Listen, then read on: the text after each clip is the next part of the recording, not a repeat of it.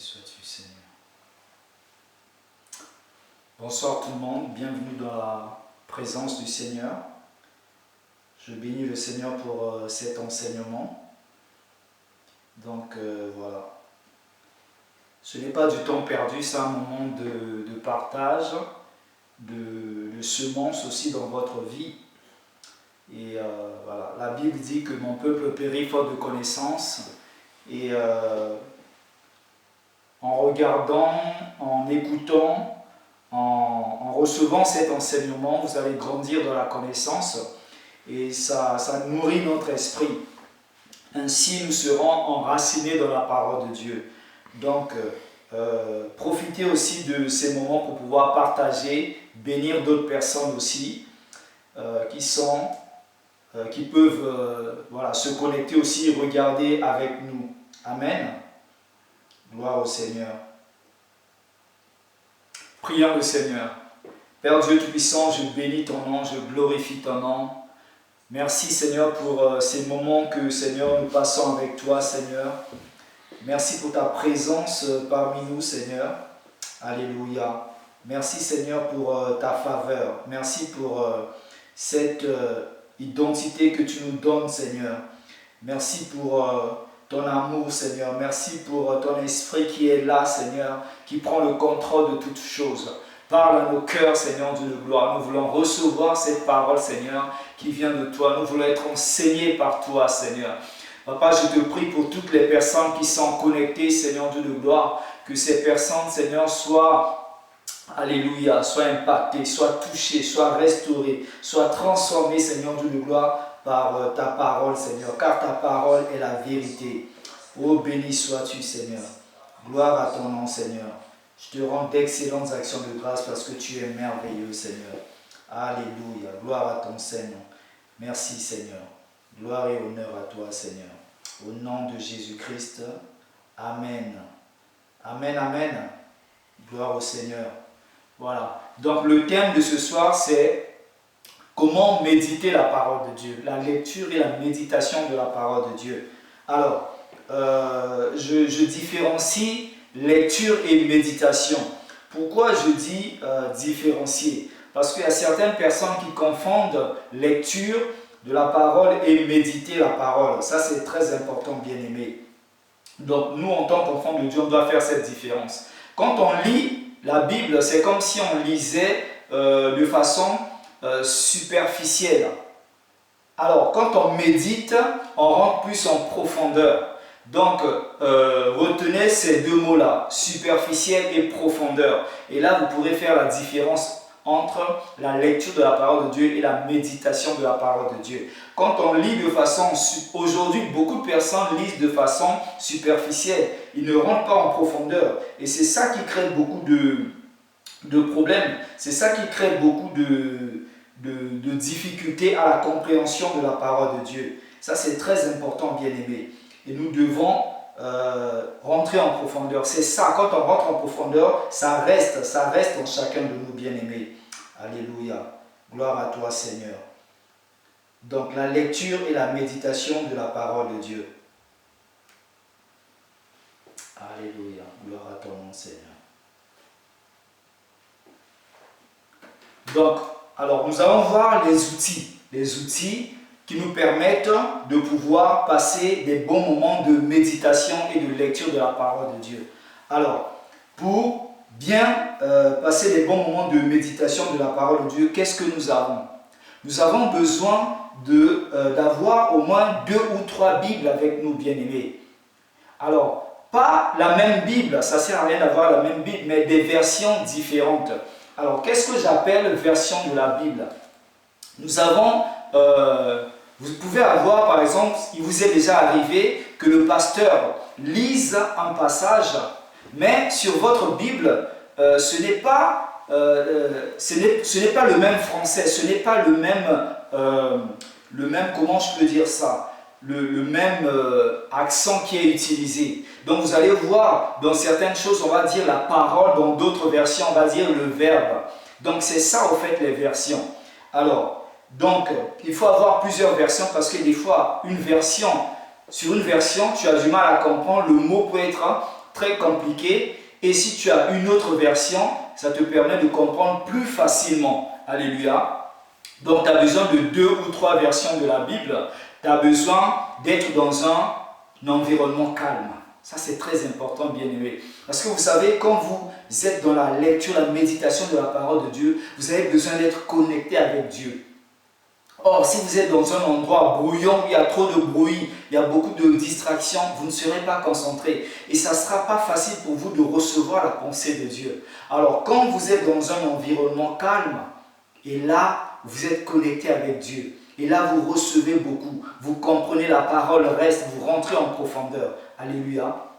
Donc, 2 ou 3 versions de la Bible, un lieu calme et tranquille. Avoir aussi des stabilos, des stylos, des crayons pour pouvoir noter. Avoir un cahier ou un carnet aussi. Parce que vous savez, quand vous lisez la parole de Dieu, Dieu peut vous parler au même moment. Et là, à ce moment-là, vous notez la pensée de Dieu, vous notez le verset qui vous revient beaucoup plus à cœur. Parce qu'en lisant tout un chapitre, vous allez vous arrêter sur un verset. Un verset où Dieu, vous avez l'impression que c'est comme si ça vous concerne. C'est ça, cette parole-là. Alléluia. Donc voilà les conditions. Si vous réunissez toutes ces conditions-là, vous pouvez passer dans la lecture et la méditation de la parole de Dieu. Mais si vous n'avez pas de quoi noter, vous savez, Dieu, quand il parle, des fois, le message vient de façon, ça vient rapidement. Et le temps d'aller chercher une feuille, vous allez noter sur une feuille, vous allez perdre cette feuille. Et si c'est un message qui concerne une personne, donc il faut faire attention, bien-aimé. Il faut bien noter. Peut-être que ce que tu reçois va se réaliser dans quelques semaines, quelques mois. Donc il faut prendre les choses au sérieux. Alléluia. Alors, dans la méditation, nous avons 5 étapes. Quand tu médites la parole de Dieu, quand tu rentres en profondeur de la parole de Dieu, tu dois savoir qu'il y a 3 étapes. La première étape, c'est la prière. Pourquoi prier? Il faut tout remettre entre les mains du Seigneur. La Bible dit, en toute chose, nous devons rendre grâce à Dieu. Donc tu pries pour remettre ces moments entre les mains du Seigneur. Pas quand tu es fatigué avant de dormir, tu te dis, bon voilà, je vais lire la parole de Dieu, tu ouvres la Bible, tu lis comme ça, comme un livre ordinaire, mais tu vas dormir bien aimé sur ta Bible. Parce que le diable ne veut pas que tu lises la parole de Dieu. Alors, prie, remets ces moments entre les mains du Seigneur. Demande l'aide du Saint-Esprit. La Bible dit que la lettre tue, mais l'esprit vivifie. Ça veut dire que si tu lis la Bible comme un livre ordinaire, tu n'auras pas cette connaissance, tu n'auras pas cette vie, et ça te conduit vers l'ignorance, d'où la mort spirituelle. Or, quand tu lis avec l'aide du Saint-Esprit, tu demandes au Saint-Esprit de l'aide, il va t'éclairer. Et là, tu vas comprendre plus facilement l'Écriture. Donc, l'Esprit t'éclaire, l'Esprit vivifie. Alléluia. Donc, premièrement, il faut prier, c'est important. Après, passer à la lecture. Tu lis la parole de Dieu et tu passes à la méditation. Donc, il y a la lecture, tu parcours le texte, et la méditation, tu rentres en profondeur. Alléluia. Et enfin, quand tu finis tout, il faut encore prier pour rendre grâce à Dieu. Remercier Dieu. Peut-être que Dieu t'a demandé de faire quelque chose. C'est dans cette deuxième prière que tu vas demander quelque chose au Seigneur ou prendre un engagement de marcher conformément à la parole de Dieu. Après, enfin, l'étape numéro 5, c'est la mise en pratique de la parole de Dieu. Et ça, beaucoup de gens l'oublient. Il y a des gens qui viennent à l'église, ils écoutent la parole, quand ils sortent dehors, le diable vole cette parole. Ils oublient même le thème qui a été annoncé. Le plus important, c'est la mise en pratique de la parole de Dieu. Quand nous mettons en pratique la parole de Dieu, là, nous allons grandir. Mais quand la parole rentre là, et ça sort de l'autre côté, non, bien aimé, ça c'est un danger pour notre vie spirituelle. Alors, premièrement, nous avons dit parmi les 5 étapes, la prière. Alléluia. Donc, c'est le moment où on doit solliciter l'aide du Saint-Esprit, comme j'ai dit tout à l'heure. On va ouvrir nos Bibles dans le livre des Psaumes. Psaume 119, verset 18. Psaume 119, verset 18. Je lis la parole de Dieu. Ouvre mes yeux pour que je contemple les merveilles de ta loi. Alléluia, ça c'est le psalmiste qui parlait. Il dit, ouvre mes yeux pour que je contemple les merveilles de ta loi. Donc tu demandes au Saint-Esprit d'ouvrir tes yeux, bien-aimés. Parce que il y a beaucoup de personnes qui ont fait des études de théologie, qui ont lu toute la Bible, du début jusqu'à la fin. Ces personnes, il y a des gens qui connaissent la Bible vraiment. Mais il n'y a pas ces paroles révélées. Il n'y a pas la vie de l'esprit. C'est ça, bien-aimé. Quand tu pries, Dieu t'emmène dans une autre dimension. C'est comme si les écailles tombaient de tes yeux. C'est comme si il y avait, comment je peux dire, il y avait échange entre toi et la parole. C'est comme s'il y avait un dialogue. Et là, tu te sens concerné. Là, tu te sens pointé du doigt. Tu sens comme si une bénédiction, une promesse s'adressait à toi. Tu sens comme si une condamnation s'adressait à toi pour te dire, si tu ne quittes pas cette voie, voilà ce qui peut t'arriver. C'est ça, bien-aimé. Quand on remet ça entre les mains du Seigneur, la Bible dit que c'est le Saint-Esprit qui convainc de péché. Donc, quand tu lis la parole de Dieu, tu tombes sur un passage où on te dit tu dois mener une vie de sanctification, une vie de sainteté. Là, le Saint-Esprit va t'éclairer, va te dire voilà la vie que tu mènes. Et quand tu lis ce passage, tu te dis mais tiens, c'est comme si ça raconte ma vie.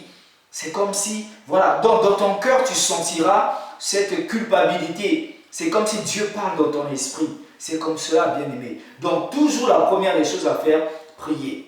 Prier, inviter le Saint-Esprit à nous aider, à nous ouvrir les yeux spirituels afin que nous puissions comprendre la parole de Dieu. Alléluia. Donc, la deuxième chose, c'est la lecture. Alléluia. Quand tu lis la parole de Dieu, tu dois lire ce passage plusieurs fois. Il y a des gens, des fois, quand ils lisent une seule fois, ils ont du mal à comprendre. Mais il y a des gens aussi, quand ils lisent une seule fois, ils comprennent.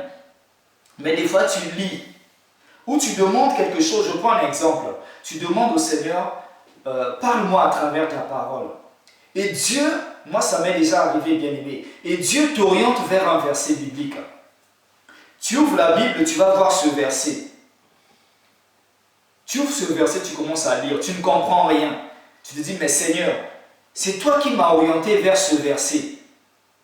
Qu'est-ce qui se passe? Moi, des fois, ça m'est arrivé. Sans demander au Saint-Esprit, je vais lire 2 fois, je ne comprends pas. Et je dis, Saint-Esprit, aide-moi à comprendre le message qui est caché derrière ce verset. Quand je lis une 3e fois, c'est comme s'il y a la lumière qui éclaire ce texte. Et là, je comprends, je capte le message de Dieu. C'est ça, bien-aimé. Donc, il y a des gens qui ont lu du début jusqu'à la fin, mais ils ne comprennent rien. Mais quand tu lis, bien-aimé, relis encore plusieurs fois. Quand tu ne comprends pas, si Dieu insiste sur ce texte, reste là-dessus. Ça veut dire qu'il y a un message que Dieu veut te révéler là. Ne passe pas comme ça, bien-aimé. Alléluia. Et si, soit par exemple, comme au début j'ai parlé des versions, tu prends, par exemple, il y a les versions 8 secondes, au début de ta Bible, tu vas voir c'est marqué 8 secondes. Il y a les versions second 21, français courant et bien d'autres. Donc tu choisis ta version. Tu peux avoir 3 versions, tu ouvres, tu regardes pour pouvoir avoir une bonne compréhension du texte. Ça c'est important aussi. Donc, et surligner aussi les mots-clés. Ça c'est important, bien aimé. Parce que tu sais, derrière un mot peut se cacher une richesse. Derrière un mot peut se cacher un message prophétique, un message profond, une parole de connaissance ou de sagesse. Alors, c'est ça, bien aimé. Quand tu notes, là tu es encore dans la lecture, tu notes. Et quand tu vas passer à l'autre étape, c'est là où tu vas décortiquer, rentrer en profondeur. Alléluia. 1 Timothée chapitre 4, verset 13.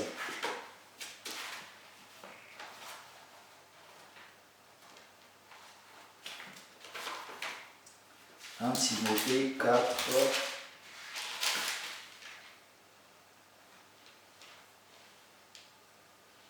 verset 13.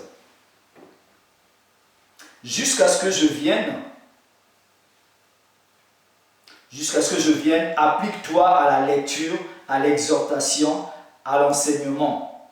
Applique-toi à la lecture. Il faut t'appliquer, bien-aimé. La concentration, c'est très important. Des fois, quand tu lis la parole de Dieu, coupe un peu, éteins un peu la télé. Arrête un peu ton téléphone. Voilà. Sois sérieux devant Dieu.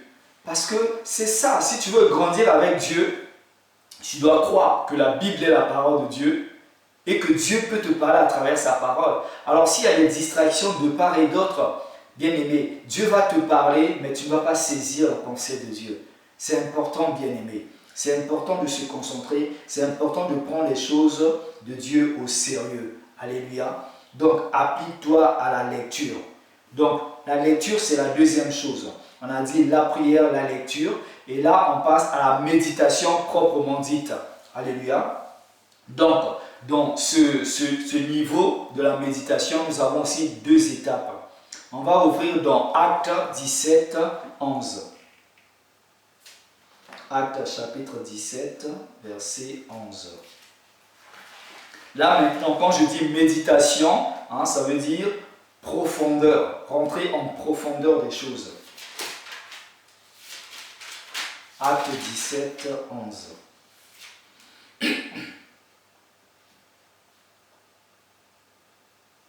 Alors, je commence au verset 10. Aussitôt, les frères firent partir de lui Paul et Silas pour Bérée. Lorsqu'ils furent arrivés, ils entrèrent dans la synagogue des Juifs. Ces Juifs avaient des sentiments plus nobles que ceux de Thessalonique. Ils reçurent la parole avec beaucoup d'empressement. Ils examinaient chaque jour les Écritures pour voir si ce qu'on leur disait était exact. Voilà donc les chrétiens de Bérée. Cette attitude doit être louable, bien-aimé. Cette attitude doit être un modèle pour nous. Aujourd'hui, les chrétiens n'ouvrent la Bible que quand le pasteur cite un verset. Aujourd'hui, les chrétiens n'ouvrent la Bible que quand ils sont à l'église. Même quand ils ouvrent à l'église, des fois le pasteur donne des versets, il cite, eux ils n'ouvrent même pas la Bible pour vérifier. Nous devons, bien aimés, avoir toujours cette attitude. Vérifier dans la parole de Dieu. Est-ce que ce qui a été dit, ce qui est prêché est conforme à la parole de Dieu? Est-ce que la prophétie qui est donnée est conforme à la parole de Dieu? Aujourd'hui, nous marchons selon la prophétie. Aujourd'hui, nous marchons selon ce que disent les pasteurs. Mais vérifiez si c'est conforme à la parole de Dieu. Même si un pasteur te demande de faire quelque chose, si c'est contraire à la parole de Dieu, ne le fais pas, bien-aimé. Même si c'est un prophète, Dieu ne parlera jamais contre sa parole. Alléluia, bien-aimé, je l'ai expérimenté. Dieu, quand il donne sa pensée, c'est toujours conforme à sa parole. Dieu ne te parlera jamais contre sa parole. Il est fidèle à sa parole. Alléluia. Donc, la première étape de la méditation, c'est l'observation. Examiner la parole. Observer la parole. Avoir cette attitude comme ces chrétiens. Il faut vérifier. Tu as une pensée, tu as une directive. Vérifier quelle est la vérité qui ressort de là. C'est ça, ces chrétiens. Ils ne pouvaient pas admettre quelque chose sans avoir vérifié dans la parole de Dieu. C'est comme ça, cette attitude que nous devons avoir. Et il faut se poser des questions, bien-aimés. Quand tu examines, quand tu observes la parole de Dieu, tu te poses quelques questions. Tu peux te poser la question de savoir qui, le qui, quoi, où, quand, comment, avec qui et pourquoi. Parce que, vous savez, il y a des doctrines qui sont nées aujourd'hui parce que les gens ne se posent pas des questions dans la Bible quand on lit la Bible. Il y a des promesses qui sont des passages qui ont été écrits pour les Juifs. D'autres passages pour les païens. D'autres passages pour l'Église. Il y a des promesses qui sont pour l'Église. Donc il faut savoir discerner les choses, bien-aimés. Quand on demande de faire quelque chose, c'est écrit qu'il faut faire telle ou telle chose et tout. Mais pose-toi d'abord la question, pourquoi, à qui cette lettre a été écrite, a été envoyée? Pourquoi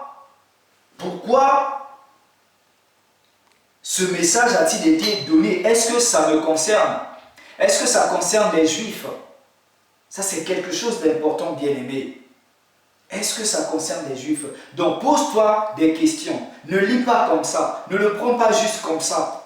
Donc, pose-toi des questions. Qui, quoi, où, quand, comment, avec qui et pourquoi. Quand tu te poses ces questions, et tu vas comprendre beaucoup de choses dans la parole de Dieu. Alléluia. Donc, voilà la première partie de la méditation. Examiner. Examiner, rentrer en profondeur. Rentrer en profondeur pour comprendre, comme les chrétiens de Béret. Voilà, ce qu'on m'a dit, c'est dans la parole de Dieu. Là, je l'accepte. Là, je le prends. C'est ça, bien-aimé. Donc, deuxièmement, l'interprétation. Donc, l'interprétation, c'est quoi? C'est ramener ce qui a été dit à l'actualité aujourd'hui. Actualiser ce qui a été dit dans la parole de Dieu par rapport à ta vie d'aujourd'hui. Ce qu'on dit, la parole de Dieu a été écrite depuis longtemps. Mais aujourd'hui, à quoi ça peut te servir ce passage? À quoi ça peut te servir? C'est ça l'interprétation.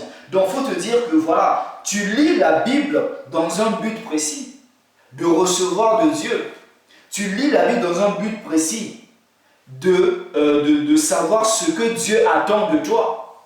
Et à ce moment-là, tu peux te dire que bon, voilà, ce verset peut être appliqué à notre époque. Aujourd'hui, je peux l'appliquer dans ma vie. Alléluia. Donc, il faut toujours ramener à notre époque pour pouvoir pratiquer cette parole. Alléluia. Donc, voilà la méditation. Dans la méditation, il faut observer, examiner la parole et l'interpréter, ramener la parole, l'actualiser à notre époque. Alléluia. Alors, donc, ce passage, qu'est-ce que ce passage t'apprend sur Dieu? Le passage que tu es en train de lire. Parce que quand on dit la lecture, la méditation de la parole de Dieu, c'est connaître aussi qui est Dieu. C'est connaître aussi qui est Jésus. Connaître qui est le Saint-Esprit. Qu'est-ce que Dieu attend de nous? Quelle est la vie que nous devons mener? C'est comme cela, bien-aimé. Donc, ce passage t'apprend quelque chose sur Dieu, sur l'amour de Dieu. Ce passage peut t'apprendre quelque chose sur la vie de Jésus. Ce passage peut t'apprendre quelque chose sur la personne du Saint-Esprit. Donc c'est ça. Quand tu te poses la question, qu'est-ce que ce passage peut m'apprendre aujourd'hui? Tu obtiens la réponse parce que tu lis cela. Et est-ce qu'il y a un exemple à suivre aussi? Cette question aussi, tu dois la poser dans l'interprétation. Quand tu interprètes la parole de Dieu, quand tu veux actualiser la parole de Dieu dans ta vie, l'appliquer. C'est ça. Tu te poses la question, bon voilà, ça m'a appris sur la vie de Jésus, sur l'amour de Jésus. Jésus qui me demande de pardonner. Maintenant, moi, qu'est-ce que je dois faire? Voilà, quelle vérité tu apprends? Tu pardonnes. C'est ça. Donc, des exemples comme ça, il faut toujours voilà, chercher à comprendre. Quand tu te poses des questions bien aimées, là, tu comprends la chose. Alléluia. Alors, quelle vérité me révèle ce passage? Je viens de me dire. Quelles sont les autres références bibliques? Parce que des fois, quand tu lis un passage biblique, tu as un verset biblique qui parle par exemple de l'amour ou qui parle de la sanctification. Mais il faut associer aussi d'autres versets qui parlent du même sujet. C'est ça, bien aimé. Des fois, il y a des gens qui prennent un verset, ils établissent une doctrine avec. Il faut toujours vérifier même 3 fois dans la parole de Dieu. 3 fois dans la parole de Dieu. Même plus, disons minimum 3. Alors, quand tu as une vérité, on te demande de faire quelque chose, tu lis dans la parole de Dieu, tu cherches d'autres références bibliques qui vont te permettre de valider ce qui a été dit. Alléluia. Ça va t'aider à comprendre ce que tu viens de lire. Alléluia. Alors, la prière, comme je disais. La prière. Donc, tu viens de lire la parole de Dieu. Tu viens de méditer la parole de Dieu. Comme j'ai dit, la méditation, tu es rentré en profondeur. Tu t'es posé plusieurs questions. Et maintenant, Dieu t'a parlé. Pendant la méditation, tu as noté beaucoup de choses. Tu as noté la pensée de Dieu. Tu as reçu la pensée de Dieu. Dieu t'a parlé. sur le pardon, par exemple. Dieu t'a dit, tu dois pardonner sans cesse. Maintenant, toi, tu te dis, bon voilà, Dieu m'a parlé sur le pardon, ça concerne vraiment ma vie parce que je vis cette situation aujourd'hui. Il y a des gens qui m'ont fait du mal, mais je dois quand même pardonner. Et qu'est-ce que tu fais? Tu obéis. Donc, quand tu finis ta méditation, tu repasses encore de la prière. Et là, tu rends grâce à Dieu. C'est une prière d'action de grâce, de louange, d'adoration, pour dire Seigneur, merci. Parce que je reconnais maintenant que ta parole est la vérité, que ta parole, elle est vie, ta parole, elle est vivante. Parce qu'il y a eu échange entre toi et Dieu. Et tu remercies Dieu, tu rends grâce à Dieu. C'est ça, bien-aimé. Et tu remercies Dieu pour la richesse que cette parole t'a apportée. La Bible dit, si nous confessons nos péchés, il est fidèle et juste pour nous les pardonner et pour nous purifier de toute iniquité. Voilà, si tu confesses tes péchés. Donc, en lisant la parole de Dieu, Dieu peut t'emmener vers une repentance, bien-aimée. La parole de Dieu peut t'emmener vers une repentance. Alléluia. Vers une repentance. Donc, tu passes dans la repentance, puisque la Bible dit, si tu reconnais tes péchés, tu demandes pardon, Dieu va te pardonner. Dieu va te pardonner, bien-aimé. On va aussi lire dans Luc 22. Luc chapitre 22.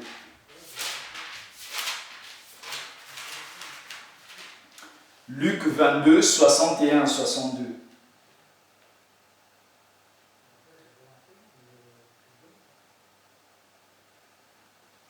Luc 22, 61 à 62. Alléluia. Je lis la parole de Dieu. Le Seigneur s'étant retourné regarda Pierre. Et Pierre se souvint de la parole que le Seigneur lui avait dite. Avant que le coq chante aujourd'hui, tu me renieras 3 fois. Et étant sorti, il pleura amèrement. Donc voilà, le Seigneur Jésus avait annoncé à Pierre que non, tu vas me renier. Et Pierre a refusé, il dit non Seigneur, jamais, jamais je ne ferai cela. Mais quand ça s'est produit, Pierre a senti une culpabilité en lui. Il était mal, il a pleuré. Et c'est dans cette attitude que nous pouvons aussi nous retrouver. Dans cette même situation comme Pierre. Alléluia. Des fois, Dieu nous met devant le fait accompli pour nous dire, regarde ce que j'ai fait à la croix pour toi. Regarde l'amour que j'ai pour toi. Alors, maintenant, moi je t'aime, j'ai fait des choses à la croix pour toi et toi tu vis dans le péché. Des fois, Dieu, quand il révèle le péché, après, il y a certaines personnes qui pleurent. Des fois, moi j'ai vu des personnes où Dieu a demandé de pardonner. Mais c'était difficile pour ces personnes. Ces personnes se sont mis à pleurer, les larmes coulaient parce que c'était difficile.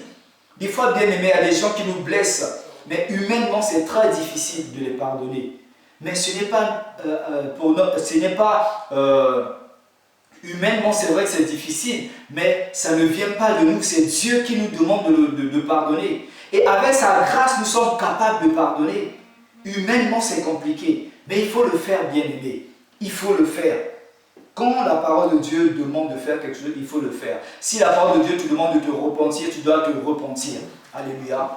Et avoir la foi et l'obéissance. Alléluia. Donc, avoir la foi et l'obéissance. Psaume 119, 106. Psaume 119, 106.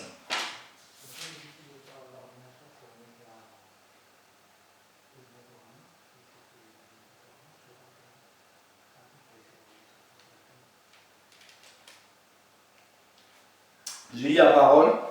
Je jure et je le tiendrai d'observer les lois de ta justice. Donc là, il prend l'engagement. Il dit, je jure, je vais observer ta loi. Donc nous, quand on finit de méditer, bien aimé, tu pries. Il faut prendre un engagement avec le Seigneur. Le but, c'est que tu sortes de cette méditation, de cette lecture enrichie, bénie. Et il faut prendre la décision. Si tu avais une vie qui ne glorifie pas le Seigneur, Prends la décision de marcher conformément selon la parole de Dieu. Prends la décision d'abandonner certaines choses. Prends la décision de pardonner. Prends la décision de servir Dieu. Il faut toujours prendre une décision, bien-aimé. Parce que c'est cette décision qui va te permettre de grandir. Quand tu prends une décision, bien-aimé, la parole reste gravée en toi. Mais quand tu ne prends pas de décision, bien-aimé, tu vas même oublier ce que tu as étudié. Alléluia. Néhémie 10, 28 à 29. Néhémie chapitre 10, verset 28.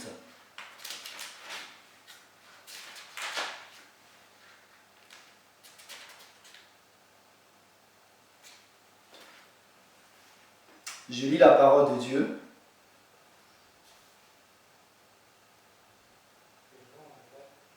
Le reste du peuple, les sacrificateurs, les lévites, les portiers, les chantres,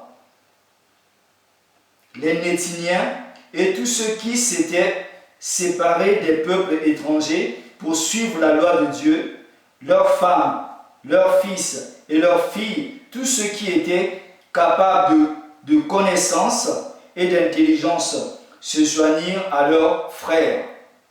Les plus considérés d'entre eux, ils promirent avec serment et jurèrent de marcher dans la loi de Dieu donnée par Moïse, serviteur de Dieu, d'observer et de mettre en pratique tous les commandements de l'Éternel, notre Seigneur, ses ordonnances et ses lois. Voilà un peu qui prend l'engagement de marcher conformément à la parole de Dieu. Jésus disait, si tu m'aimes, garde mes commandements. Tu ne peux pas dire, prétendre aimer Dieu sans pourtant appliquer la parole de Dieu, sans pourtant marcher selon la parole de Dieu, bien-aimé. Donc, tu dois prier pour faire cet effort avec Dieu. Demander à Dieu de pouvoir t'aider à le faire, si c'est difficile pour toi, bien-aimé. Voilà.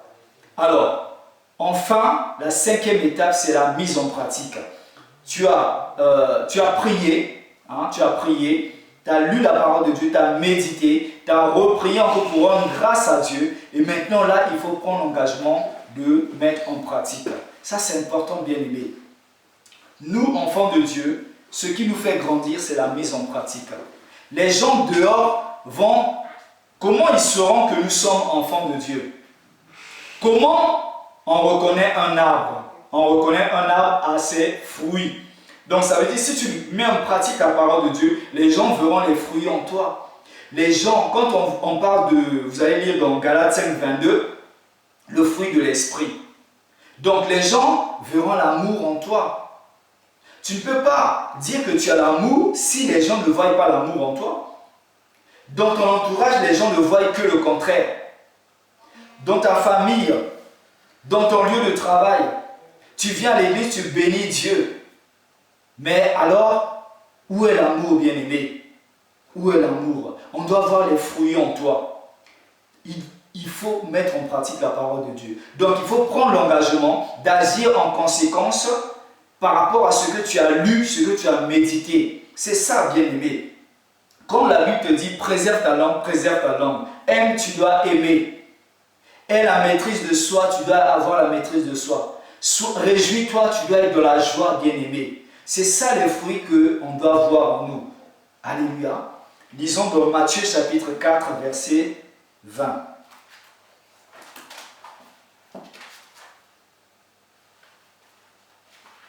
Matthieu 4, 20.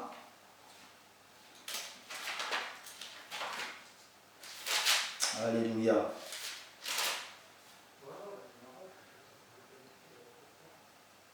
Aussitôt, ils laissèrent les filets. Bon, je commence au verset 19. Et il leur dit, suivez-moi, et je vous ferai pécheurs d'hommes. Aussitôt, ils laissèrent les filets et le suivirent.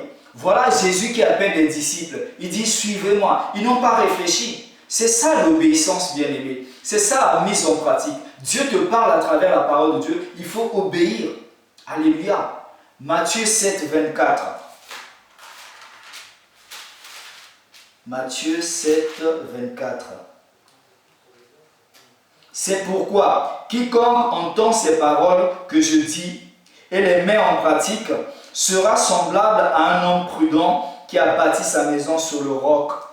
Donc quand tu mets la parole de Dieu en pratique, tu es prudent, bien-aimé.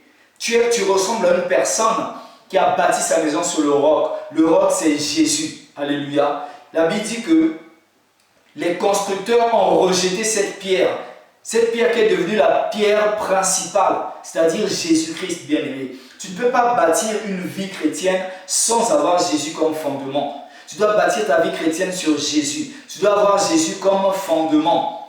Regarde la vie de Jésus. Il faut avoir le caractère de Jésus. C'est ça, bien-aimé. Alléluia. Acte 19, 17. Acte 19, 17.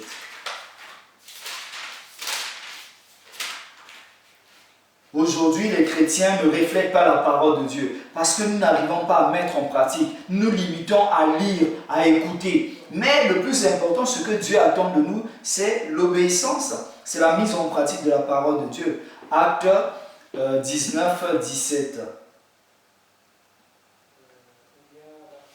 Alors, cela fut connu de tous les Juifs et de tous les Grecs qui demeuraient à Éphèse, et à la crainte. Et la crainte s'empara d'eux tous. Et le nom du Seigneur Jésus était glorifié. Plusieurs de ceux qui avaient cru venaient confesser et déclarer ce qu'ils avaient fait. Et un certain nombre de ceux qui avaient exercé les arts magiques, ayant apporté leurs livres, les brûlèrent devant tout le monde, et on en estima la valeur à 50 000 pièces d'argent. Voilà la parole de Dieu qui a été prêchée. Les personnes reçoivent la parole de Dieu. Qu'est-ce que ces personnes font? Ils mettent en pratique la parole de Dieu. Parce qu'ils ont entendu que la magie, ce n'est pas une bonne chose. Qu'est-ce qu'ils font? Tous ceux qui avaient des livres de magie, ils emmènent ces livres en brûle. Et toi, quand on te prêche, on te dit que le fétiche, ce n'est pas bien, tu ne veux pas lâcher. Tu gardes ton fétiche avec toi. Tu viens à l'église, mais tu as ton fétiche avec toi. On te dit, les marabouts, c'est le contraire à la parole de Dieu. Tu viens à l'église, tu donnes les sujets de prière, mais tu as toujours ton petit marabout à côté. Tu as toujours ton petit gris-gris. Tu vas toujours consulter les voyances. Non, bien-aimé, il faut arrêter ces choses. Quand la Bible dit que ces choses constitue une abomination devant Dieu, il faut arrêter ces choses. Alléluia. Donc il faut arrêter ces choses, bien-aimés. Ces personnes ont emmené tout ce qui ne glorifiait pas Dieu et ils ont fait un grand feu, ils ont brûlé cela. On va lire dans Jacques 1, 22.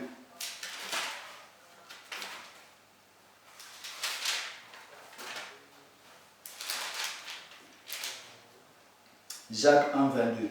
Mettez en pratique la parole.